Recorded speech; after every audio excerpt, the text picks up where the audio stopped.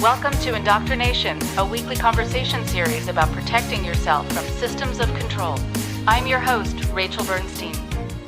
Hey, everyone. I just want to make mention still that there's so much happening in the world that I don't want to overlook. So much that's happening now in Ukraine and parts around it. Of course, there are many things happening all over the world, but I know what's happening in that part of the world is very worrisome and is on our minds. And so do what you can to send relief, to send donations to reputable organizations, to help the people, refugees, and to help the animals also that are displaced and are needing supplies for themselves, to help the doctors, nurses, other caregivers in any way you can, and give to an organization that you've researched to know that they, again, are legit. And when I did Ancestry and found out that my grandfather, who I only knew for a couple years before he passed, was actually born in Ukraine. That was very powerful to find out. And I got reminded about that when I checked Ancestry, because I remembered hearing about the name of his town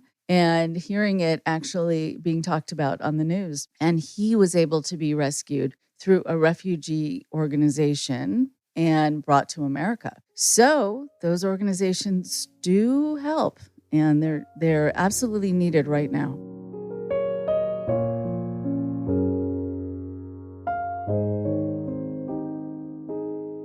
I wanted to make sure to read something to you that was written by Jamie DeWolf, a friend of this show, a former guest, someone who I'm in contact with here and there, who I have great respect for, and I have had some of my most fun conversations with. He is the great-grandson of L. Ron Hubbard, and this week marked what would have been L. Ron Hubbard's 111th birthday. And so with giving Jamie DeWolf full credit, knowing also that this was written publicly, so I'm not sharing anything private, he writes, "Happy 111th birthday to my great-granddad, L. Ron Hubbard. He's somewhere out in space, marshaling forces against the Galactic Federation. For a man who once wrote that he wanted to smash his name in history, L. Ron's legacy continues to be an open wound in the psyche of the last half-century. His victims still walk the streets from Clearwater to Moscow. His words are still hammered into the minds of the young. Though he died decades ago in isolation, except for his ghosts that even an e-meter couldn't exorcise, in the end, L. Ron could never escape himself. Maybe he looked in the mirror on that ranch and saw a victory looking back, an old man who never saw a day of jail for all his crimes. A man who achieved his dreams of dying rich with an army of shadow puppets carrying on his charade of a life, eternal soldiers saluting to statues of the hero that never was. He lived a life with more plot twists than his novels. A military man who went to war with the world and wrote a new past for himself. A student of black magic who would encode his theology into a labyrinth of vampiric control. He wrote a biography of what he wanted to be and trained others to repeat it until he could tell tall tales long after his body was turned to ash. He was my first childhood hero growing up. I had volumes of his work in my bookshelf as I typed away at my own stories. He was smiling in the back covers, and I'd write him letters hoping one day he'd read my words. I'd go to bookstores with his daughter and with his son, never knowing he was already in hiding. I didn't know what else was hidden then, the secrets my family kept behind silence. People often ask me if I have love for my great-grandfather, if I admire him in any way. Sure, I do. I admire his audacity, his brilliance. I admire his guts. I find him as entertaining as the dozens of storytellers, comedians, and poets that I've toured with. I play his recordings, and we laugh. But his hunger for control and cash at the sake of someone else's sanity is difficult to forgive. The damage he did with his time on the planet still echoes until today. I'm related to 3 L. Ron Hubbards, all men who took that name and went another way. I've spent my life adamantly trying to be everything he's not. He sold people lies. I try to tell ugly truths. He manipulated millions. And I teach writing to youth and tell them to never forget the power of their own voice. My family hasn't fully told our story yet. I hope we won't die with our secrets, but we're living evidence he wasn't the man he said he was. If he's out there watching, his malevolent narcissism would be warming his hands over all of us talking about him again. But let's tell his true story, the one he wouldn't tell the world.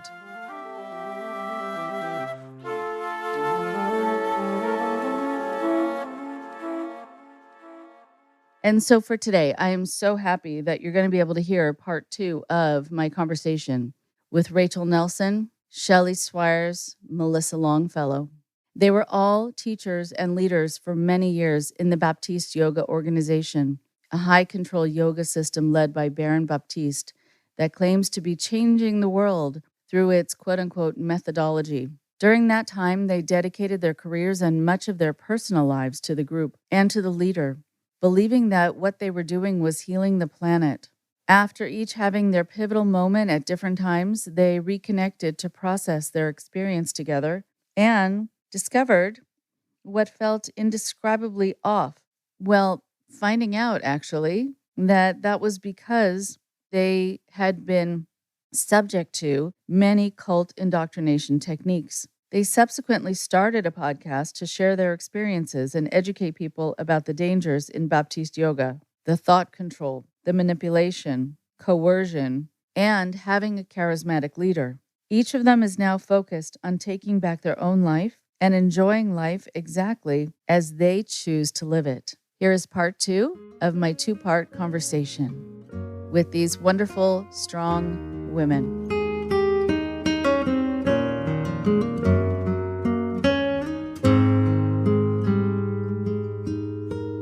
Okay, Melissa, go for it. I think I want to say there'll be all kinds of listeners who have had experience with Baptiste Yoga.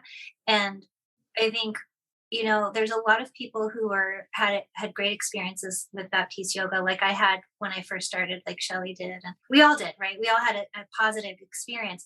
So there's that tier, and then they might not know anything about any of this, and then there's another tier of people that then I trained, in my teacher trainings, and I exposed them to Baptiste Yoga. And they might have gotten, just because I was programmed to treat, like, let's say, not at the student level, but at the teacher level. You have your trainees like that I trained, and then I'm like subjecting them to this crap, that I learned to be subjected to. And so they had this experience, but then there are going to be some people listening who have never been exposed to what we've been exposed to. Mm-hmm. And then there's even more layers of people who've been exposed to stuff that I've never been exposed to. I think it's as it goes closer to the center being Baron, the more like sinister it gets. And there's some people who will say, my experience was perfectly fine. And that's true. Right. And that's okay. And yes, and there are going to be other people who are probably going to come forward and say, okay, yes, I had these experiences and this also happened. Right. So it's all over the board. And which just means that there aren't safeguards in place, because you can have a good experience and a bad experience in the same place. And that shouldn't be possible. Well, so my experience with Baptiste Yoga, like I was saying before, was, I walked into this studio and it's like, I've never seen this happen before. We're packed in, we're sweating, we're blissed out. We're like, I don't know what just happened to me, but I need more of this in my life. And Baron, I remember he talked very little in those days. He didn't really say that much. Like, if you didn't know basic yoga, like, you weren't really learning anything. He was just like calling poses, and we were all just going and going and going and going. It was like relentless.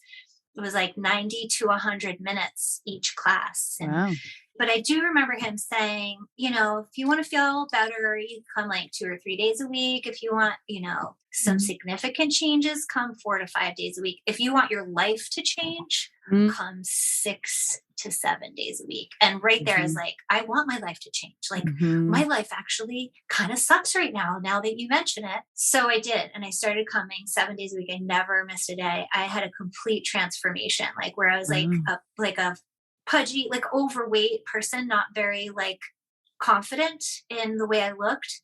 I like became like strong and svelte, and like I stood up tall, and I felt like men were noticing me, and I felt like I was invisible before.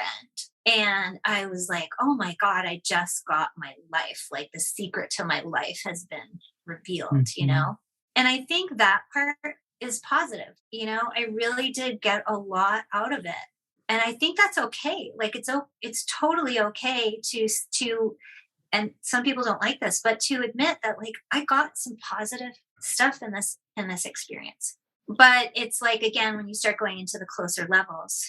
So my first experience then, I'm from Boston, and then I moved to Seattle, and I sought out the same kind of yoga, and I found this studio in Seattle, and I took a program. Like, first of all, the word program is kind of ironic, right? Like, I'm going to program you. So true. So I took this program at a Baptiste studio, and I remember it was very rigorous. Like we were doing a lot of learning about how to be how to do hands-on assists. That's a whole nother subject, and not consensual touch, but we'll get there.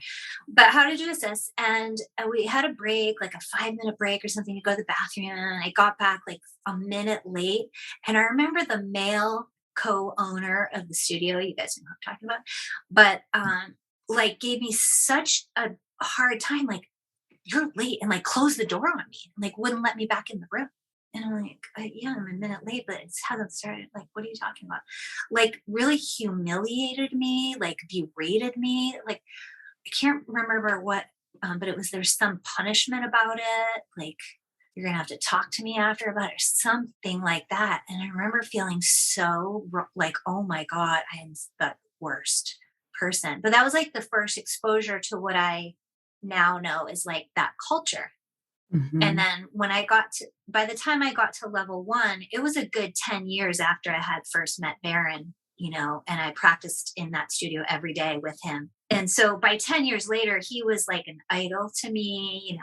He had a book, and I had never like actually talked to him because I was so intimidated by him. And then to go to a training, I was like, oh my God, I get to spend a week like training, like I'm gonna learn how he does his magic and everything. I was already like drank the Kool-Aid, and that's what everybody says inside the training. It's like, are you gonna drink the Kool-Aid? Haha. Because it's very like you come in really kind of knowing on some level that you're taking on these kind of weird things, beliefs. I don't know. Like, it's like, it never fails. And then when I became an assistant, I remember everybody, it never fails. Every group, people are like, are you going to drink the Kool-Aid? Are you going to drink the Kool-Aid? We're taught to joke about that, like to joke about how culty it is, so that we don't ever talk about the red flag, right? We're talking about, we joke a little bit about it's culty.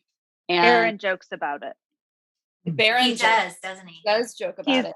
I remember so many times when sometime during any program, he makes a few jokes about it, like whether it's during an asana practice or another time, like this is a good kind of brainwashing, like towards the end, like, oh yeah, you guys, you've definitely drank the Kool-Aid. You smell better now. Like, oh yeah, from all the yoga and all the stuff. Like he has always made every program's jokes like that. And he's mocking us, right? Because like concerns we actually have, it's like, oh, it's something to joke about. And that's where I think the whole thing comes from for all of us, where it's like, well, there's some bad, but there's more good. Even as the three of us have come out and started speaking, that's what you hear from so many people who won't say anything or who are still involved. It's like, yeah, there's some bad, but there's so much good. Right. I think some of that is also a desensitization, so that after a while, if things are joked about, then they lose the weight that they should have and the alarm bells that they should be setting off. Yeah. Okay, go ahead. So the level 1 it was very like intense, like Shelley said, like really, really intense. Especially back in those days, there's like this kind of knowing that back in the days, Baron was super tough and he was like mean, like mean. And he's softened over the years, but he's still indoctrinating people, but not as like outwardly. He got more covert about it. Yes. That's yeah, exactly. Where he was outwardly humiliating, like ripping people to shreds, like without holding back at all, and would keep them in the hot seat for a long, long time. And then he would have us do these long practice sessions, like literally 3.5, 4-hour intense yoga sessions, and then do it again that same day. It was super, super intense. And then the kind of words he would use were like, you're either an example or you're a warning, or, there's some other phrases. You guys pipe in if you remember, but get committed or get committed. Suffering is optional, but his story is that a woman came to a training and she thought all week that the phrase was suffering is optimal. And so all week she was like, yeah, suffering is optimal. And then he joked about that. No, it's optional. And then if you can, you must, which like now I know that's a Tony Robbins ism, but he would say that like in the middle of these intense sessions, like if you can, you must, like another one, another wheel, another, if you can, you must kind of thing. Really like overtly kind of breaking us physically. And then there's the noble silence thing where he like send us to bed at 2 a.m. This was back in the day. It's a little lighter now, but still the same. Send us in noble silence. In other words, you can't talk to your roommates and come back at 7 a.m. for meditation. So at the end of this week for me, I befriended one of my roommates, and afterwards I remember having these conversations on the phone with her, and we would talk about like, what do you think about that guy? And like, he didn't even teach any philosophy. Like there was no anatomy. Like we didn't even learn any yoga. Like, what do you think? I don't know. And we were kind of trying to figure it out, knowing that, well, something, but I don't know. And then she ended up going to Africa and assisting a program that he gave in Africa. And she said to me, like, she made this woman's headache disappear. What do you mean? And so, but then I learned later, this is kind of one of his favorite things to do is like, where is the headache? What's the shape of it? Like he'd have somebody in the hot seat. What color is it? What? And then it's like, it's gone. Like my headache's gone, So there's like this sense of magic, like he has some kind of magic powers or something. And then eventually this friend and we both signed up for level 2. And level 2 is, well, in our day, it was a little bit different. It's still kind of the magic carpet ride is the culmination. And it's the magic carpet is when you are supposed to teach some kind of segment of yoga in front of the whole group. So one person at a time. And in our day, it was 60 something people. Now it's like 150 people. One person at a time goes in and teaches a group. And then everybody is told to start giving feedback, like just shouting things louder and louder. So you're essentially being yelled at the top of people's lungs. Nothing is audible. So there's like no feedback to put in, and at that point you can't do anything. You can't teach anything. You're not heard. You're just being yelled at in the middle of this thing until an arbitrary moment when he decides like, okay, you're done. Some people, it was like their expression of themselves wasn't big enough, and I'm like holding my arms out right now to say like bigger expression. And so like what you learned about that is like, there's no room there for people who don't have that kind of expression, who have maybe like a softer way of relating or communicating. You had to be bigger, louder, more expressive, more bold, more. Your fullest self-expression is another favorite Baptiste phrase. Take the lid off is another favorite expression of Baron's, like take the lid off, like let it out, take the lid off, like, ugh. What is that called? Like, this is something I saw a lot. I experienced a lot of trauma with. What is it called when they're putting us in the middle of a room of so many people and they're screaming at us? What is he doing to us? I think, there are a lot of different terms for it, but yes, it is abusive. And you also feel trapped. Going back to this idea of being trauma bonded, it's a way to have people feel very connected to each other because you've been through something together. And so a lot of people, like after Landmark and other things, will think even after the first workshop, these are now my best friends. Yeah. And because you shared what you want to have written on your tombstone, like you haven't even like taken your purse off your shoulder. Okay, hello. And so it's a forced closeness and a trauma bond. And then you also get kind of Stockholm syndrome also because someone has has imprisoned you. And then you feel that they're benevolent for giving you praise or for saying you're done or for releasing you. So it sets up a situation where someone is absolutely in charge of you. And then you will do what you need to do to please them, no matter how uncomfortable it is. They will really enjoy that. And you'll feel like you reached some sort of plateau and think that that's where you were supposed to go in order to get stronger and healthier. There was another exercise that I really want to bring up, the be with exercise. The be with exercise is like it's always like at the end of the night, late at night, like after dinner, a long day, maybe today. What day, Rachel? Breakthrough day. So Yeah, it's so day day 3. 3. It's usually Yeah. on day 3. And if you're on staff, like that we call day 3 breakthrough day, and everybody expects people to break down and then break through on day 3. And essentially, it's when they like drink the Kool-Aid. Their defenses are down and they just accept it all. But the be with exercise is like, it's all done in silence. It's very choreographed. It's very controlled. We'll talk about like our controlling the whole thing. When you're on staff, you control like every minutia, but it's very controlled. And a row of people stand at the front of the room facing out. And then one by one, rows of seats are called to stand person face to face in front of each person that's standing at the front and toe to toe. So when you're toe to toe, there's like 1 inch between your nose and the other person's nose. You're told by Baron to be with them. You're not told what that means. It's like, be with them, like be, and then he'll walk pace close to your faces, staring into people's eyes and make sure they're being with the other person. Like be with them, be with them. Whatever it comes up, let it come up. Every emotion, let it come up.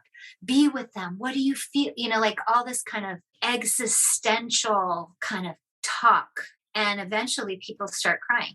And then people start laughing. And then crying and laughing in a combination of tears. And the thing goes on for a couple of hours where next group face this way, next group go up. And then at the end, it culminates with, okay, anybody who doesn't feel complete with this exercise, and you're not told what that means, go back up to the front. And now who would like to be with these people? And then people start going up and crying again and crying. And then at the end, there's no completion. You're just told to go home and go to bed.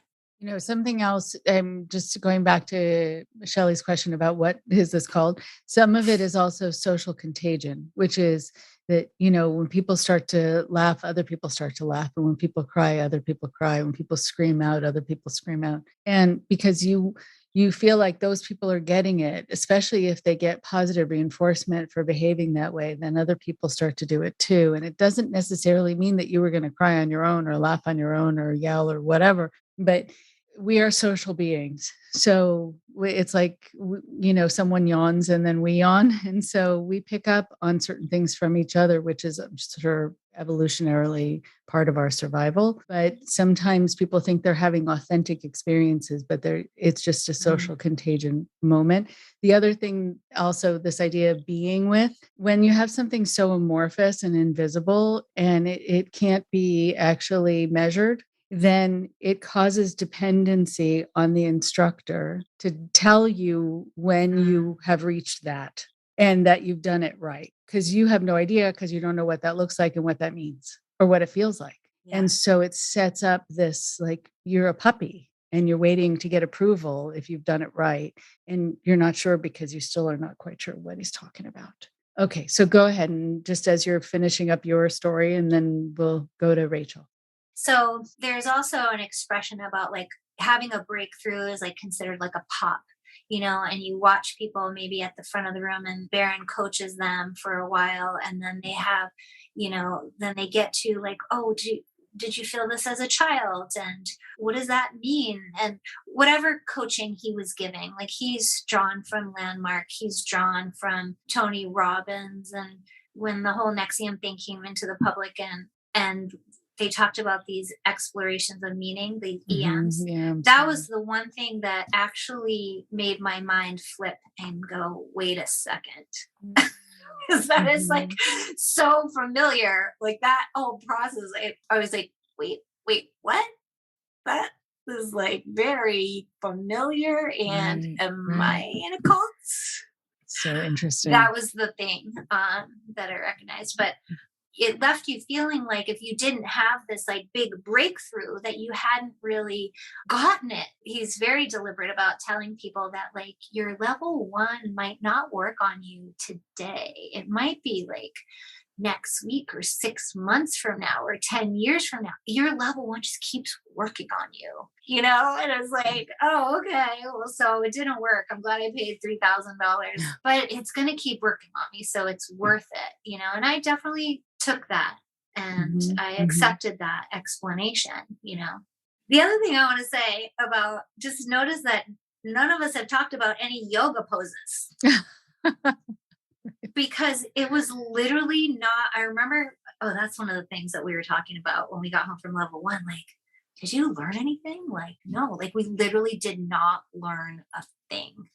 We were taught to look in his book. We were given a manual that was basically pages that are duplicated information from his book. And no yoga was taught or how to teach it. We were put in like a gymnasium sized room. And then in groups of 4 people or 4 or 5 people, it was like, okay, person 1, it's your turn to teach. And you have 30 seconds to teach as much of this as you can. Go. And then you have to be as loud as you can because you're in a gymnasium full of people who are all trying to be heard also. So it was really useless exercises, like completely useless. And then we were taught to give and receive feedback, which I now realize was also meant to desensitize us to getting berated. Because if you weren't good at receiving feedback, then you couldn't be a good Baptiste teacher. We were given like, this is how you give feedback. This is how you receive feedback. And then if you weren't giving it right or receiving it right, you would be coached on that. Giving feedback is a totally subjective experience, but we were told how to do it. Right. And so I'm just going back to the word inauthentic. I mean, it's so interesting. It's so inauthentic. And the feedback wasn't like, oh, warrior 1 is actually like externally rotating your arms. It wasn't anything to do with yoga. It was just like, yeah, you're just not you. Like there's just no like authenticity or something. Like the feedback was just arbitrary. Like, stop being so concerned. Start being more genuine. You're not who I was talking to at lunch. That person. I want you to bring more of that real Shelley and stop being a, cookie cutter yoga teacher. So we didn't literally did not learn anything. So for any of us who became yoga teachers, we all had to learn elsewhere, like actual yoga.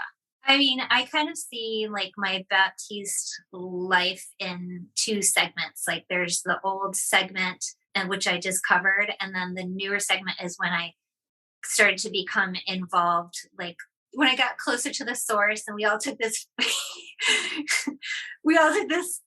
training program called Fit to Lead, which is first called Facilitator in Training, which there's only 25 of us that we're going to spend 2 years with Baron, a series of weekends over 2 years, with the intention to be what it says, a facilitator in training.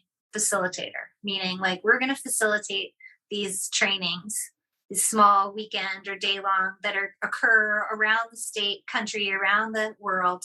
And we're like the next generation of Baptiste yoga leaders and teachers. And then it morphs after we sign on the line that $10,000 I'm in for $10,000 for this training, not including my travel or anything that I have to pay for to get there. $10,000, and then it gets switched. Oh, it's not called faculty and training anymore. Now it's just called FIT, and then now it's called Fit to Lead. And then, is the classic kind of bait and switch. Like, oh, it's actually, there's no guarantee, but it will make you a leader in whatever thing you want to do in your life, whatever you want to do in your life. There's that segment. And I feel like we could get into that more later, but then being at the impact of what it's like to then be leading programs and be a little bit more privy to what's actually happening. Right.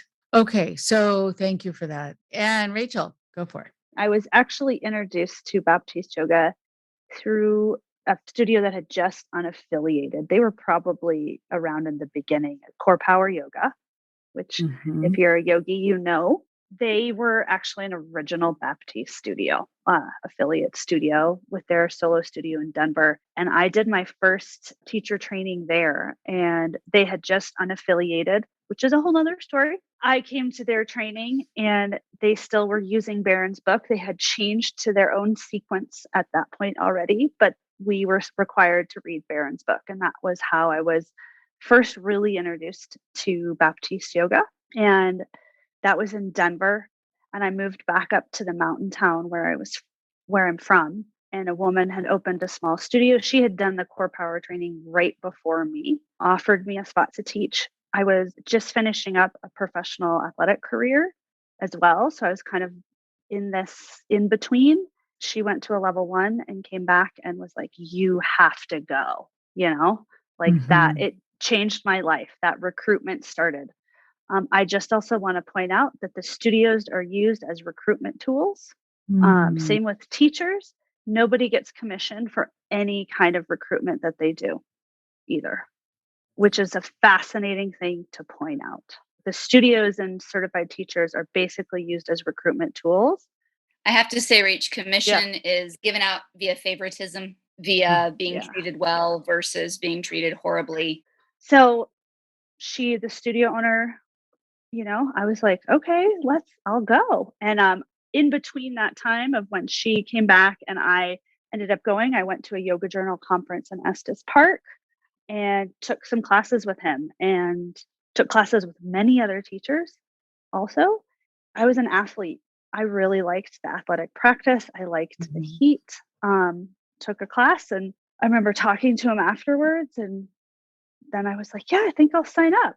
And my first impression was kind of like, okay, I like that. This feels good. I'm an athlete. I can do this. I want to go see what this is all about. He seems okay. That was kind of my impression. I go to level 1, and this was as we say within the community, a back in the day level 1. 6 a.m. walks. I went to Mexico, 6 a.m. walks on the beach with 2 a.m. finishes. If you didn't show up to the 6 a.m. walk, you would get a knock on the door by an assistant. They were counting heads, figuring out who wasn't there. You were woken up. Come on, you got to go walk. That continues to be the where is everybody and why aren't you in the room was that continued. As Melissa mentioned, things kind of quote unquote softened, in my opinion, got more covert. We didn't have as late nights and as early mornings. And later on down the road, more information was given around the days and the schedules. Not necessarily before program, but during program. But so I started at that level 1, and I remember not being sure if I wanted to continue on after that, but being like, that was cool. Because I had done some other trainings before with other teachers. And so I was exposed to a lot of different other kinds of yoga because I'd done other trainings. So I still was like, I don't know. And then a friend of mine who I had met at another training, who was an assistant for Baron, messaged me and was like, hey, are you coming to this level 2 in Montana? And I was like, no. And she's like, I'm going to get you on the wait list. And she got me on she's like, do you want to? And I was like, sure. And she's like, I'm going to put you on the top of the wait list, which is also weird, right? When I think about it now, I'm like, huh. She's like, I'm going to call Baron. And she got me on the front of the wait list and I got in. And like 2 weeks later, I was heading to Montana for level 2. So that was after level 2. Level 2 is what really set me in the trajectory. Staying in, I still continued to study with many different people and in some other specific styles.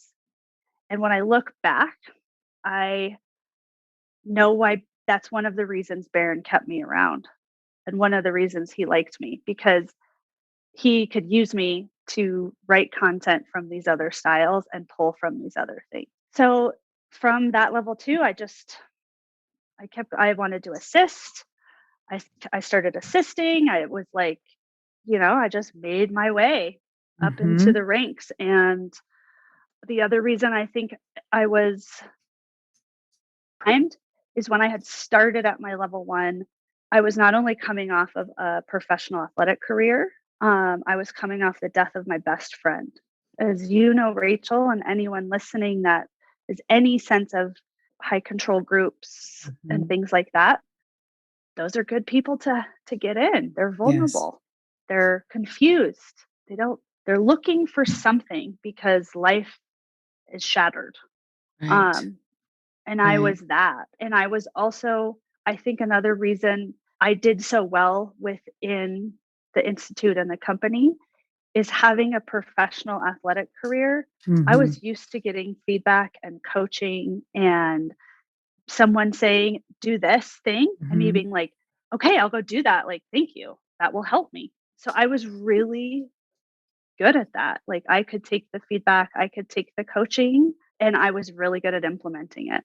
In fact, Baron's one of his favorite things is be coachable. It's so interesting because it makes me wonder if he also is coachable. He's not. Right. I'll just be very honest. Okay. Right. Because usually these are people who will tell you what the ideal is, but they couldn't handle it themselves. I would watch him bring in many people to consult with the Institute to try and get it bigger, to get him more famous, to create it so that there's some sort of maybe legacy or really hone the content and stuff like that. And they would, these people who were some high level leaders from Landmark, Baron would hire them to come in and give him feedback and help, and he couldn't take it and they would be fired. He cannot take feedback from anybody whatsoever.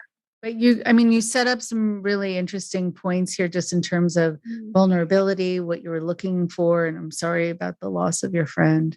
That, you're going to be looking for something. First of all, that's a good distraction to really throw yourself into.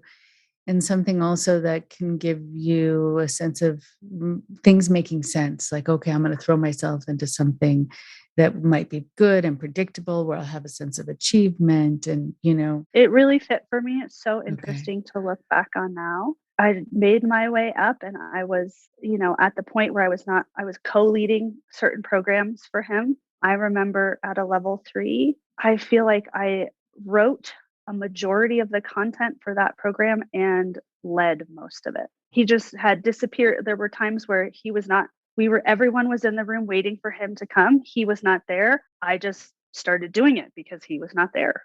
I was on my own. I was like, all right, okay, everybody, child's pose. Practice. I led all the practice teaching sessions and would create all the content from what I was taught and learned from him.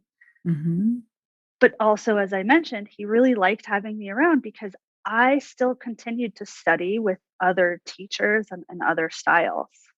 There's other people that were in and out of the community too, that he had create things and they were from other various styles. And then he would, take the content on as his own. I made my way up, and my final straw was in 2015. My first son was stillborn, and I was so,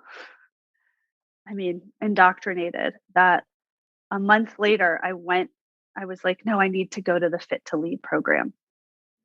I need to be there. That's what a leader would do. Is they would just show up anyway, no matter what. Baron tells this story of how he was leading a program. He got a call that his dad died, and he hung up the phone and went in and taught the best class of his life.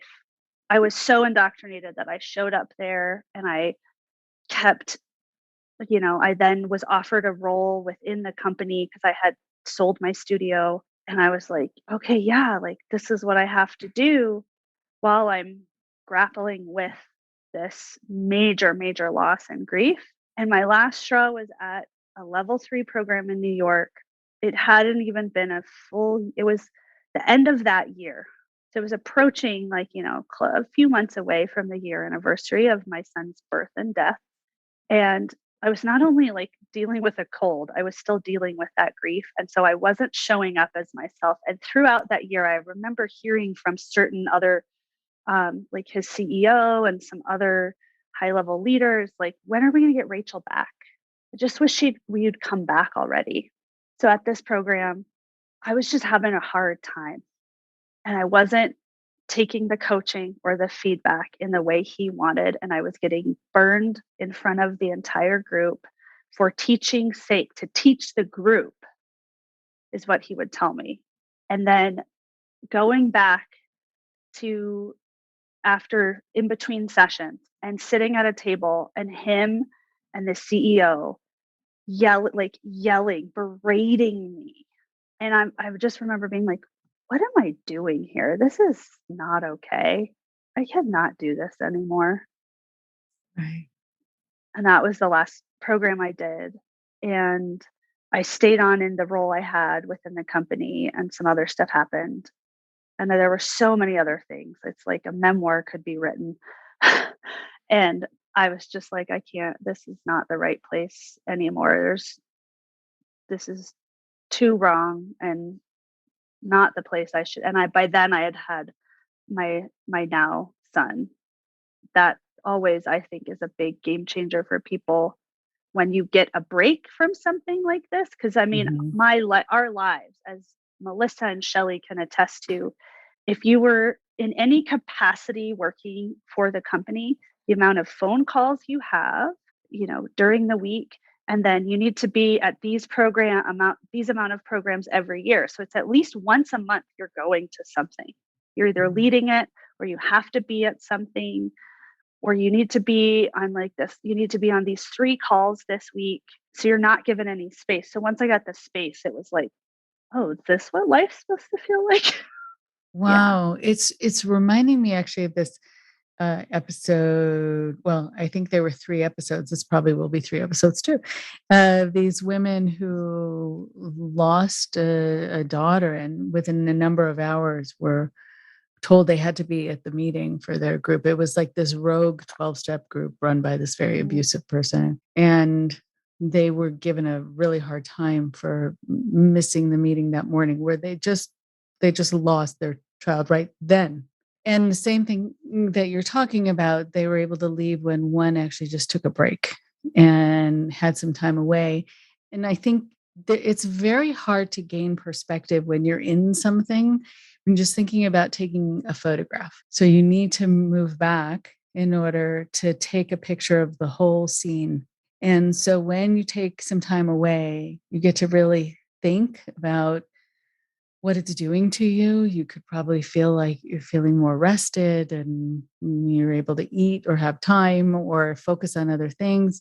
What I also hear in your story is this lack of compassion. And where was that? Right here was this group that you had devoted so much time to. And actually, it was put on your shoulders to just fill in when he was missing. It's a lot of pressure. And still, I think when you really needed a mentor, I think, to say, you do what you need to do, that's not going to happen. There was none of that. Okay. There was none of that. And I look back and it was like, well, like that was never given to anybody ever. Baron tells stories about, you leave your stuff at the door when you walk in.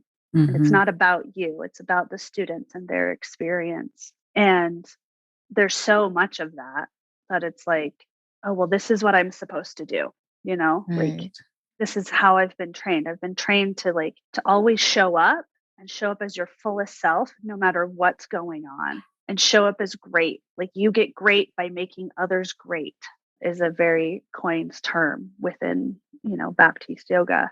I mean, I have pages and pages that I've written down too that of Mm. so much problematic stuff and free labor that happens. And so when you assist, you pay to go and basically volunteer for the week, and you work like the week long programs. The days are less than they were in early days, but Mhm. you're up at 5:30 or 6 because you have to be on for the participants, and you're asleep 2 hours later than them. And that's if you're lucky. Like if you're in center core team and working with Baron, it's even longer days. And you're given the same food breaks as the participants, but you don't have time off Mhm. at all. And it's mostly all for free. Plus then, like he used me, like, oh, Rachel, like love bombing. And then can you go write, like, remember that thing? Can you go write that? Like, you're really good at that. Can you write this content for me? I know you have it from that other style. And I'd be Mhm. like, oh, me? Yeah, okay. Like, and that was not just me. This is not just a me thing. It was many people who were before me and after me, asked to write this content and lead it. And here you are working for free and then leading things for free to hundreds of people for And let's 10 say, days because you have to come 2 days before program starts. So the free labor, and I think this is rampant throughout the whole yoga community, but it's very much so within Baptiste, is, having people just come and work for free while he's making millions of dollars per program. And then having some of those people go not only above and beyond, but like actually do the work he's doing for, or doing Yeah. his work when he's not showing up and not being paid for it at all. I would even say about that, there have been, when I was in charge of certification, we'd spend weeks and weeks on content for something. And then we'd meet the night before and he'd scrap it and have a random idea that he would throw out there. And then it was on my back and someone else's to go try to figure out and create what he wanted while he slept. And we stayed up all night. That was a frequent thing where it's like, there's been a plan, and then the Mm. plan is thrown out the window. It felt like a game. It happened so much. There's a plan, it's thrown out the window. Here's this new content idea. Now you go create it. I'll sleep. And you'll get in trouble for it not being perfect in the morning. The way that it was styled too had to be perfect. It's like, no, no, no, no, no. It has to be this way on these sheets and all this. It's like we had months. We had months to plan this. We did plan it. We put Mhm. blood, sweat, and tears into it. And then, Mhm. I mean, this happened every single time. And then it was on someone else's back. Like if the content didn't work, that he switched up at the end, it was definitely, he did not own that. Like if Mm. those things threw someone off, it was just like they're not a good fit.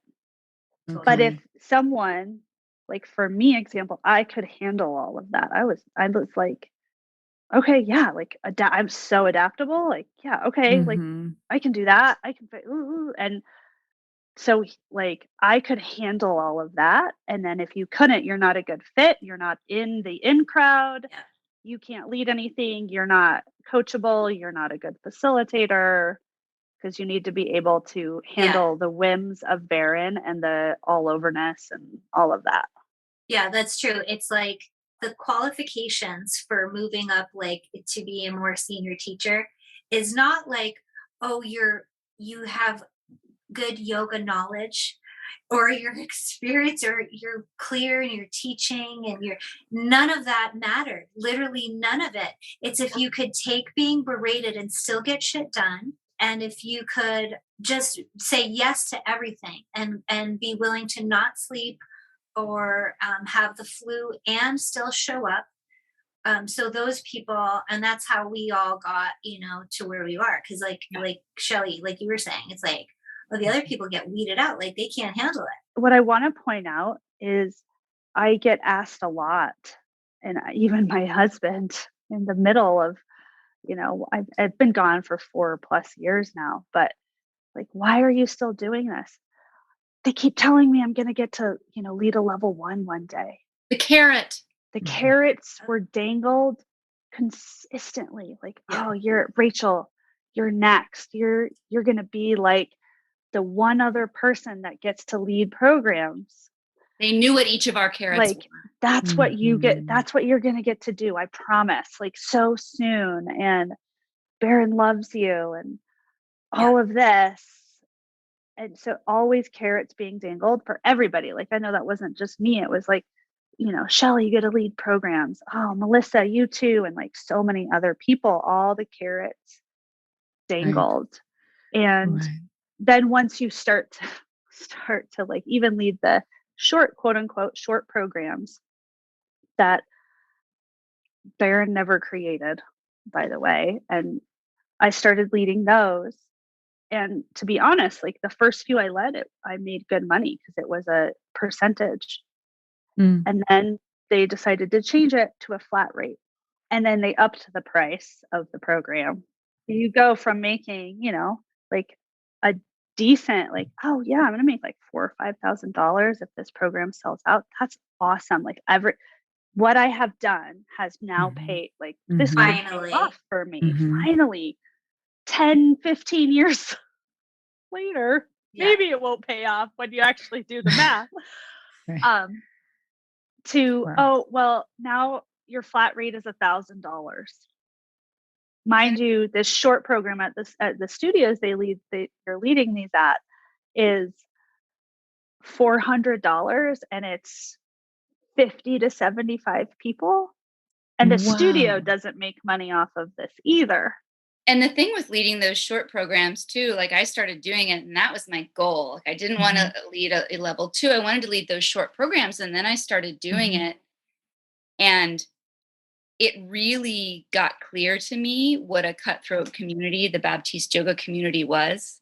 Because something I am good at, I am an enroller, so to speak, right? Like I was like, yeah, I want reviews. I want reviews on this program. And I would get, I'd get 50% of people to write reviews. And the people who would write the really like scathing, awful reviews and call the CEO and report on the things you did bad were supposed to be your friends. They're other leaders in the community. Like there's not, some of us there are, like I would say, like Rachel and Melissa and myself, like there are some people who definitely have the energy of lifting each other up, but mostly no, especially if you see someone right here who is where you want to be. The goal is to take them down, and you know exactly how to do that. It's to tattle. It's a community of tattling. And I did it for like 6 months, and then it was like, yeah, no, I can't do this anymore. It sucks. Right. Yeah.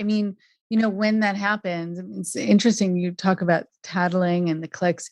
Most groups that are unhealthy have a culture of gossip and of sharing information to knock other people down, and that you get praise for it. And you know that it has a certain currency. And so you're going to use it. And sometimes people feel very embarrassed later on thinking they participated in that kind of currency. It's hard to actually stay removed from it because it's all too easy to kind of catch information and share it in a strategic way because you've learned that that's how you get ahead. And it's so kind of regressive and you feel like you're back in, I don't know, middle school. And it's just not okay. So just as we're kind of coming to a close, Rachel, I just wanted to check in with you. Was there anything else particularly about your story that you wanted to share? The main thing I want to say is like, I had actually left the company on a, like I didn't burn bridges. Like I called Baron himself, and I was not disgruntled at the time. I was just like, I need a break. I want to be with my son, and I'm not disgruntled now.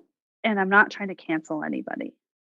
I want people to understand that this is a problem in the yoga world and in the self-help world, that there is manipulation and coercion and really trauma-inducing practices that are done by people who do not have the training or the capacity and shouldn't be doing them. And I would like to see change. And would like, I don't know if accountability will ever happen, but I just want people to know that like none of us are disgruntled or want any canceling. I want people to not feel alone and to know the signs and the Mm-hmm. correct people to look for. It's not the Mm-hmm. whole yoga industry. It's not the whole self-help industry. There are good people and good things out there. And I think it's important to know the difference and to Yes. look for the red flags and to Mm-hmm. look for the good things. And when something feels off, to trust that. And if you're not allowed to ask about it or about things that don't seem right, that's a red flag and to leave. And Mm-hmm. I wish someone had said that to me in my 20s when I started all of this. I was young, and I'm glad that there's more of this happening, not just with us in Baptiste, but throughout many, many things like this, so that people can really start to discern for themselves. It helps also when you're talking in that way, in that light. It helps you come across the way you are, which is very reasonable. And it's not that you're trying to destroy something, you're just trying to inform. And you want people to have a good experience. You don't want people to have to avoid and to not ever go into any kind of self-help or yoga, but to do it safely and know what to watch out for. And you're right. If something feels uncomfortable, very often people dismiss that and they think that they need to put that feeling away, or they believe the message that there's something wrong with them, that it's bothering them. And to not do that, to really sit with let yourself talk to yourself and really listen. And so I wonder if each of you can just finish up with maybe something that you wanted to make sure to let people know can happen in a space like this or other spaces like this. What I want people to know, specifically people who have had a similar path within Baptiste yoga or any other yoga lineage, is that you still have an identity. You still have yoga, Baptiste yoga, or any other yoga that you've been a part of. Yoga is still there. That was a big part of my journey when I realized, is to go back and read yogic texts and to shift my practice to, okay, what is like, where is the line between yoga and Baptiste yoga, and focus on yoga. You have not wasted all your time, money, effort, energy, community on Baptiste. There's a way to separate the two. It may take a little bit of time. You may continue to teach, you may not. Yeah, that's what I want people to know, because I know that, like myself, people have fear of like, okay, well, if I admit that this is true, what does that mean for me? What does that make me? That you're still a yoga teacher, you still love yoga, there's still yoga. Mm-hmm. And just taking a little bit of time to put away the books that you've been told to read and the methodology you've been told to memorize, and go back to the actual source, not what we've been told is the source. Mm-hmm. Right. And one would hope too, along the way, being able to have a text that or something, or just the intuition or the permission to uphold your boundaries and to not feel like if you're in a space, you need to tolerate something that you shouldn't, because that should never be a part of yoga or really any tradition.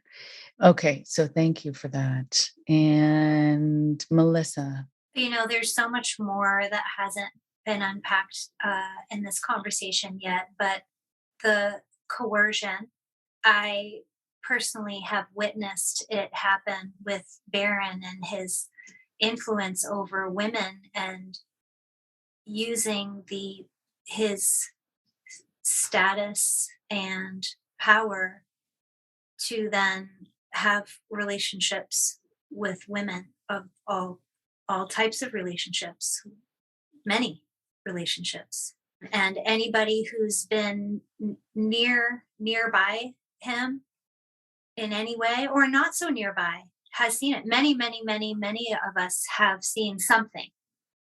I know personally people who have been in relationships with him and don't don't want to speak out because they feel that they are adults and they consented to it.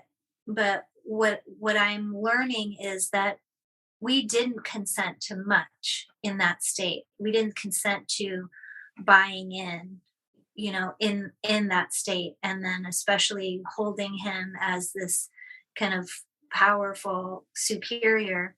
And then does a woman really have consent, independent consent at that point, where it's in an unbalanced power situation where he was really held up as a guru to many people? Mhm.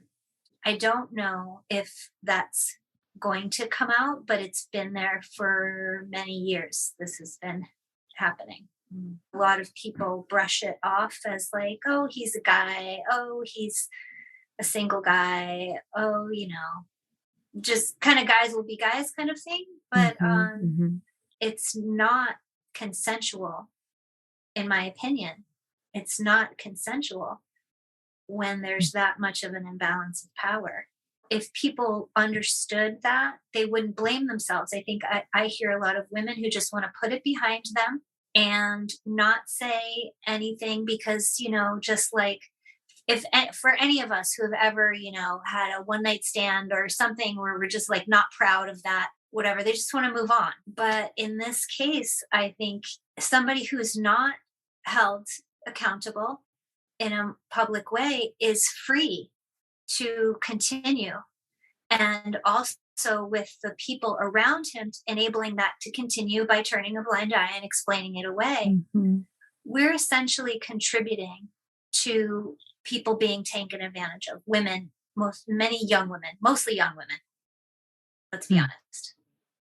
He's in his late 50s now. People, young women. Mhm. So, Mhm. and not that there's anything wrong with that in itself, but it's in that environment where everybody's vulnerable.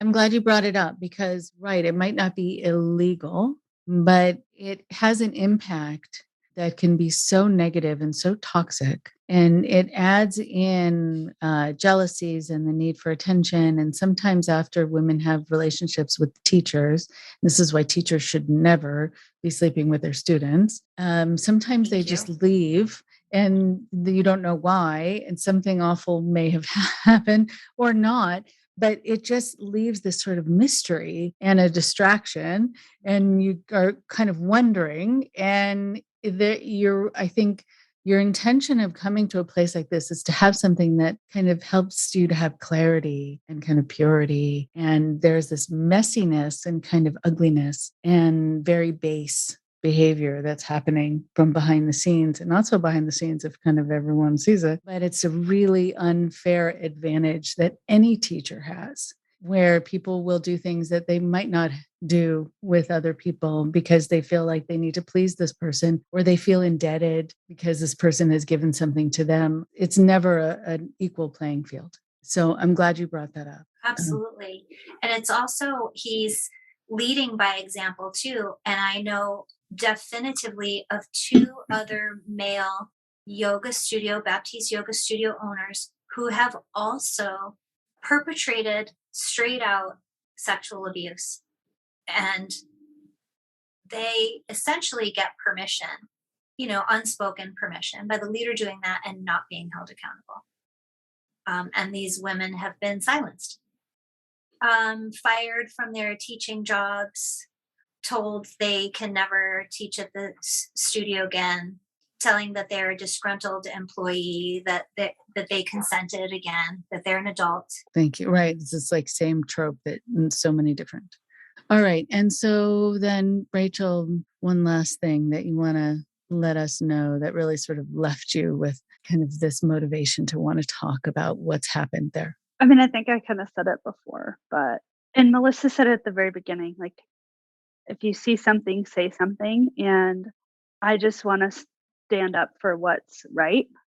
And I want to be a voice for, as Melissa just mentioned, and other people who have maybe had less or more, which doesn't really matter, but have experienced any kind of trauma from a group like this. and are still too afraid or too traumatized to speak up, that like I can be a voice for them.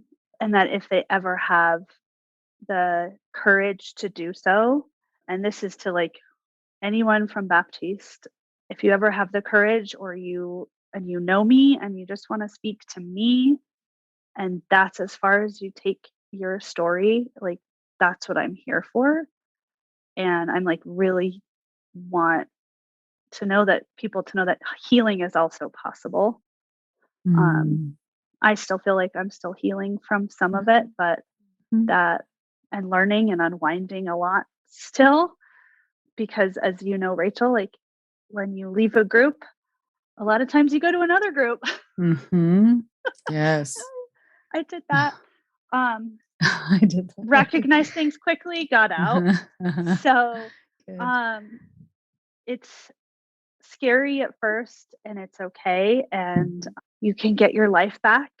Your family and your friends will also be so happy to have you back and not have you on phone calls speaking some weird jargon all the time and trying to get them to be a yes and give up what you must. And you'll get your weekends back and you'll get your life back. And it's amazing out here.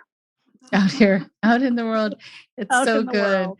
And I think also just ending on a practical note for people listening, there is this idea of hands-on assist and touch assist and being consensual or non-consensual. There are a lot of new ways that people can signify whether they want to be touched. I've seen discs that people can put on their mat. And just so can you let people know what they don't have to accept within a yoga class in terms of being touched, and how it's not necessarily necessary, even if it's presented that way?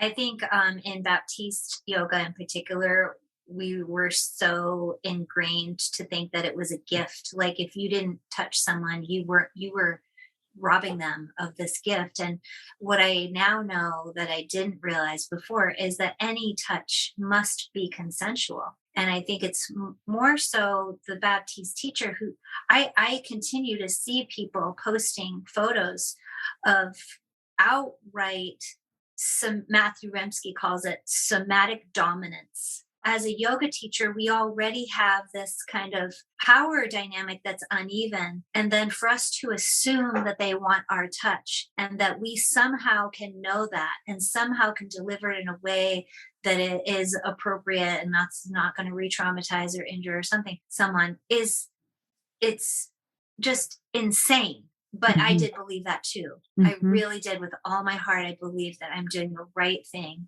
And I just would request that teachers in particular just give that a second look and think about the fact that autonomy is really the only thing that you have that is yours, and it doesn't belong to anybody else. And that to please take a second look at this whole thing of assisting and climbing on people and laying on them and doing crow pose on their back. And I mean, it's kind of ridiculous. Like, now it's like it's both alarming and ridiculous, but it was so normalized. Glad you brought that up, because even if something is normalized and you're desensitized to it, it doesn't mean that it's healthy, and that it also doesn't mean that it's necessary. But I love your line about your autonomy doesn't belong to anyone else. It was amazing. So let's end on that, because I think that's a really good theme for tonight. And so I want to thank all of you. I know there are hours more of conversations that we could have, and you needed to kind of narrow this down. And I'm so glad that we had a chance to talk. And I'm so glad that you were able to give a flavor for what your experience was like, and also really highlight that you have a sensitivity about people who are caught up in the system and what they end up doing that then they regret, but they did it with good intention. But still, that's when you know you're in an unhealthy environment, that you're doing things that you would normally not do. And in retrospect, feel that they're kind of against how you would run your life or against your conscience, and then you know that it wasn't an okay environment, and an environment is only going to be as healthy as the leader is. So thank you again. Thank you so much. Thank you so much. I mean, this is like part of a healing too, I think, for all of us. I really appreciate the conversations we've had, and listening to your podcast has been tremendously mind healing for me and heart healing. Thank you. This is an opportunity, I think, for the three of us who've wondered how to be public, wondered how to share, wondered how to support people to actually do that. Thank you so much for sharing your platform with us and allowing us to speak here. Thank you again. Thank Thanks so you. much. You're welcome. you, Thank guys. you.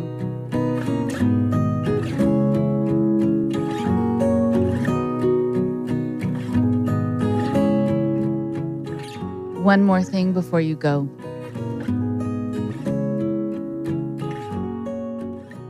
I want to thank these wonderfully strong women who were so open about their story. I know there is always more to a story, and there's much more that they share. So check out their podcast. And I'm so glad you got to hear at least part of what they experienced on this show and also last week. And if you haven't heard the first part of my conversation with them, please check it out. One of the things that they mentioned was about this idea that they would receive, and I think sometimes need to give, these hands-on assists. And it's an interesting thing with hands-on assists.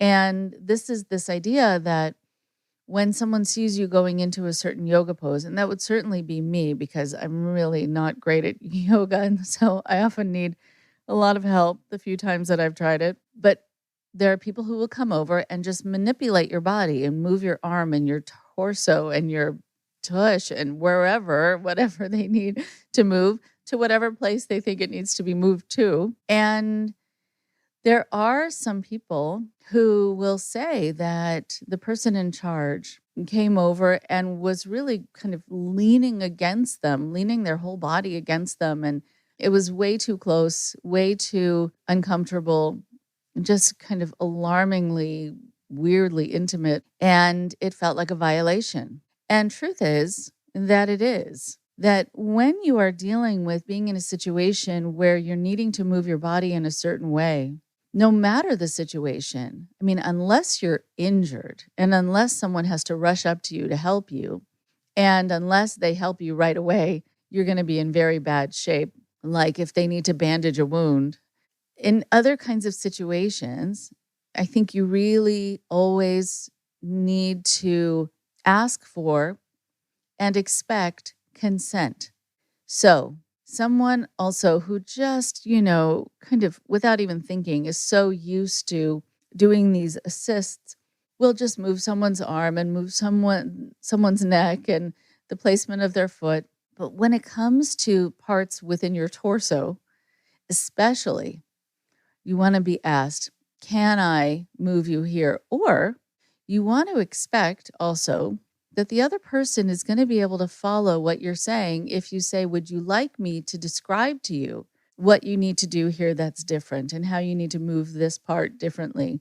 Or would you like me to show you with the way I'm doing it? There's so many other ways to teach people without just manipulating their body. I know it used to happen to me a lot. I don't know if it happens as much to boys as it does to girls, but I remember feeling hands on my waist and someone pushing me to the right or pulling me to the left to have me get out of their way. And it could be an adult. It could be an adult, male, female, whomever, but they were moving my body. And I got used to it. And sometimes their hand would be a little higher than my waist. I don't think it was meant to be sexual, but it just sort of catches you in certain places and you go, that is really uncomfortable. And the truth is, as I got to be older, when people would do that, I would say, you can actually just say the words, excuse me, or pardon me, or you can move over instead of moving my body over. There's something very different about that because within certain situations, again, sometimes it's innocent, sometimes it's not. The end result sometimes can feel just as violating. I also remember one time, and this is a message for people who are in healthcare. When I was pregnant, there was some issue with the fetus that would have been an issue had the fetus been a male versus a female. And I didn't want to know the sex of the child. But I'm in the hospital and they're doing an ultrasound, and I have this sort of goopy stuff on my stomach. And the ultrasound technician is moving this pad around and the screen is showing what's happening inside. And it turned out to be a teaching hospital. So a doctor comes in with his whole class and they're looking at this monitor and all talking. And I'm hearing words like kidneys and surgery and lifelong and pain and all these other words. I don't know what they noticed, but no one told me. And they were examining what was happening in my body. No one even said hello to me. And they all looked at this screen and then they all left. They took notes and then they all left the room. And the doctor, though, would only turn around to talk to the technician to say, can you move that over to the left a little bit so that we can get more of a sense of what's happening on this side? Or can you move it up a little higher? So my body was being used as a teaching tool. And they left. And I said to the technician, what was that about? And she said, oh, I'm not at liberty to say. I'm not supposed to talk about what they noticed. If you want to know, you need to call the hospital. What? So everything turned out to be fine. But either way, how awful. And so there have been actually studies now being done about how important it is to actually talk to a person and say, is it okay if we do this? And is it okay if we use this? And we will also communicate with you. If we're using your body to teach us something or what's happening in your body, we'll also communicate with you. And if there's news to share, we'll share it privately, not in front of a whole class of medical school students. And in that environment, a lot of people get a pass because they think, well, it's good they're learning. Now let's move it back to you're in a yoga studio. Someone comes up to you and moves your body. You're supposed to be fine with it because it's happening all around you.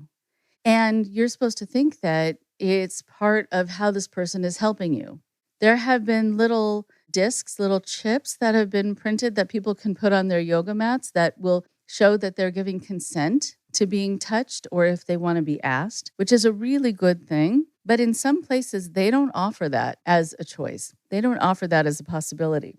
And so when you feel like here you are being told that you are supposed to become stronger and you are supposed to be this person in a position of power, but in fact, your autonomy is being taken away right in front of you. It's another one of these situations. You want to notice the conflict.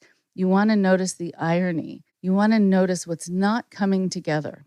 And for people in those environments too, as I often will tell people, if they're uncomfortable with how they're being treated, they will know if it's a healthy environment when they voice their discomfort with what just happened and see how that's responded to.